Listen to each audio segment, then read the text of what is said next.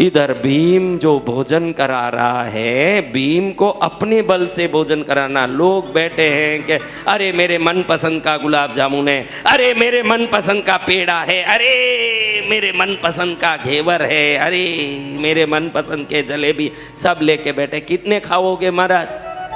अभी भीम देखे कि मैं तो 10 मन खाता हूँ, ये 10 जिलेबी भी नहीं खाएं, एक ला रहे इनको 1 मन जलेबी और डाल। अब वो खा पाएगा? ये भीम जैसे खा पाएगा? तो वो खावे नहीं तो उसको गदा लेके ठोकने जाएं कि खाना पड़ेगा, खा। क्योंकि कृष्ण का आदेश था कि तुझे उधर जाके सबकी सेवा करनी है, रसोड़े में आदेश का पालन करना है, तो सबको गदा लेके मारने जाएं। पहले दिन 5 लाख लोग भोजन करने आए थे। कितने? 5 लाख। सब गदा देखते ही घबरा गए कि गदा से मार मार के खिलाता है, कौन खाएगा महाराज? मार खा के खाओगे कि प्यार खा के खाओगे? प्यार से। हाँ, तो दूसरे दिन 5000 ही आए। कितने? 5000। 5000 के भी गालड़े फूल गए क्योंकि गदा की ठोक पड़ी उस सबको। अब तीसरे दिन देखो तो 500 आए। कितने आए? 500। जिस देश में हस्तिनापुर में लाखों लोग रहते हो और बहुत बड़ा अश्वमेध यज्ञ चलता हो ना, 500 आए तो अच्छा लगेगा? नहीं गुरुदेव। अगले दिन चौथे तो 85 आए। कितने आए? 50। घर घर में बात चल रही है कि जाना मत, ठोकेगा भीम, ध्यान रखना, जाने से ठोका पड़ेगा और मुश्किल पड़ेगा, दूर ही रहना। 5वें दिन 5 ही लोग आए। कितने? 5 ही लोग। 5 लाख से 5वें दिन में कितने हो गए? 5 हो गए। अभी कृष्ण को लगा कि देखूं कि कैसे अन्नदान चल रहा है, कैसे कामकाज चल रहा है। सीधा अंदर गए तो देखते हैं 5 लोग बैठे हैं। एकदम देखे कि लाखों लोगों का भोजन बना है ना, 5 बैठे हैं, पूरा भोजन बिगड़ेगा, क्या होगा? वो 5 को पूछे, भैया तुम 5 ही हो, बाकी कहाँ? बाकी डर के मारे नहीं आए। कृष्ण पूछे, तुम कैसे आ गए? कल नहीं आओगे तो मार डालूंगा, भीम जी ने हमको पकड़ के धमकाया, इसलिए हम 5 भी आए। तो हमारे 5 भी आने की कोई इंटरेस्ट में नहीं थे, हमारे 5 भी अगले दिन की धमकी से आए हैं। हम 5 को धमकी दिया है कि कल नहीं आओगे तो गदा की खाओगे, इसलिए हम 5 आए। जय जय गुरुदेव। कृष्ण जी ने सोचा कि वाह भाई, ऐसी बात है। भीम जा, गंधमादन पर्वत पर गंधमादन ऋषि रहते हैं। कौन रहते हैं? गंधमादन पर्वत पर गंधमादन ऋषि रहते हैं। ऋषि का दर्शन करके वंदन करके वापस। अभी भीम में इतनी हिम्मत नहीं है कि कृष्ण कहाँ जाने बोल रहे हैं, क्यों जाने बोल रहे हैं, पूछें। परमात्मा से कौन पूछ सकता है? तुरंत भीम निकल गए कि भाई चलो हम जाते हैं, भाई पूछ के आते हैं, महाराज को वंदन करके आते हैं। गंधमादन पर्वत तक बड़े मुश्किल से चल के भीम पहुंच गए। देखे तो गंधमादन पर्वत में गंधमादन ऋषि पूरा शरीर सोने का चमक रहा है। क्या चमक रहा है?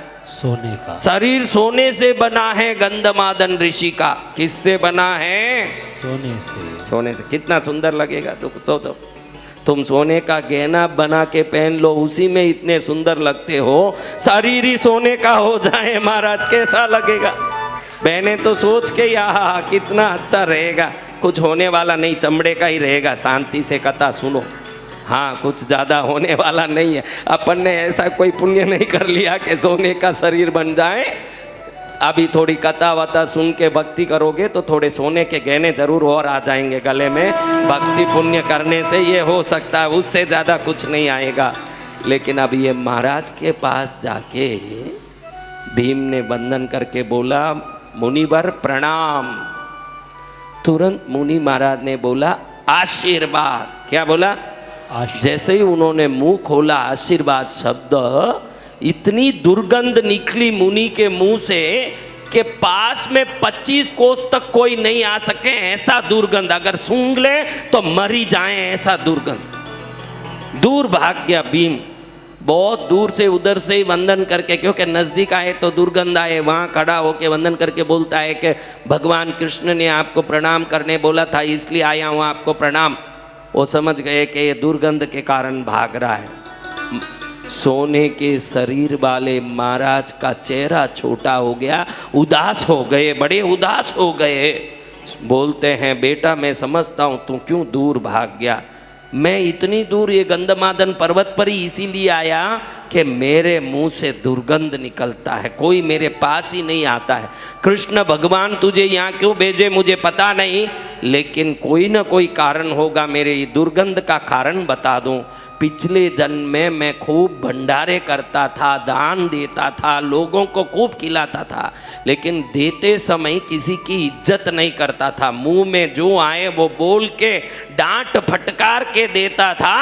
वो जो मुंह मेरा डांट फटकार करता, वो दान और तप के फल से इस जन्म में मेरा शरीर तो सोने का हो गया, लेकिन वो डांट फटकार करने वाला मुंह गंदगी का हो गया। अब मैं मुंह खोलूं तो ही गंदगी आती है, मैं क्या करूं।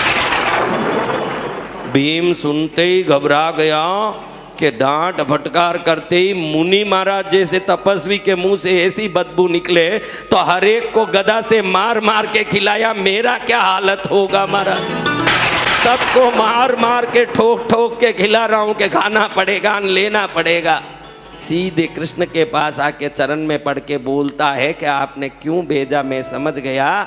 दान देना काफी नहीं है, धर्म करना काफी नहीं है, वो कैसे करें ये विवेक भी आना बहुत जरूरी है महाराज। सत्य वचन सदगुरु भगवान। वो मैं कैसे करूं, ये दान कैसे करूं, धर्म कैसे करूं। बैठे हैं यहाँ, लेकिन मन घड़ी घड़ी घर में जा रहा है, अभी शाम को जाना है, क्या करना है, काम है, कितनी बातें याद आती है। ये मन भटक के ही शरीर को नुकसान पहुंचाता है। कई लोगों को मन में आता है कि उधर कथा के बाहर चप्पल छोड़ा है, ये छतरपुर में कोई लोपर आके मेरा चप्पल तो नहीं ले जाएगा, मेरे चप्पल कहीं चले जाएं। राम की कथा चल रही है, राम की पादुका की सेवा छोड़ के व्यक्ति अपनी पादुका की चोरी के डर में बैठा रहता है। होता है कि नहीं? तो आप भी देखो, कुछ भी देते हो तो बड़ा ध्यान रखो कि ये देते समय लेने वाले को ऐसा ना लगे कि मैं छोटा हूँ इसलिए लेना पड़ रहा है। उसको खुशी होनी चाहिए लेके कि मुझे सम्मान के साथ दिया जा रहा है। कभी भी कोई छोटी भी चीज़ दो, भले बाहर आए हुओं को एक रोटी भिखारी को दो, लेकिन रोटी से नहीं, आपके आचरण से उसको तृप्ति होनी चाहिए, ये बहुत ज़रूरी है। रोटी से तो तृप्ति सबको होती है, आपके आचरण की तृप्ति आना बहुत जरूरी। आचरण ऐसे होना, ले बेटा ले, ले जा, खुश रहना बेटा, ऐसे प्रेम से दो। इसका परिणाम क्या होगा? दान में दान देने का अंश तो आधा ही है, दान देने का तरीके का पुण्य आधा है, तरीके से भी आधा पुण्य कमा सकते हो।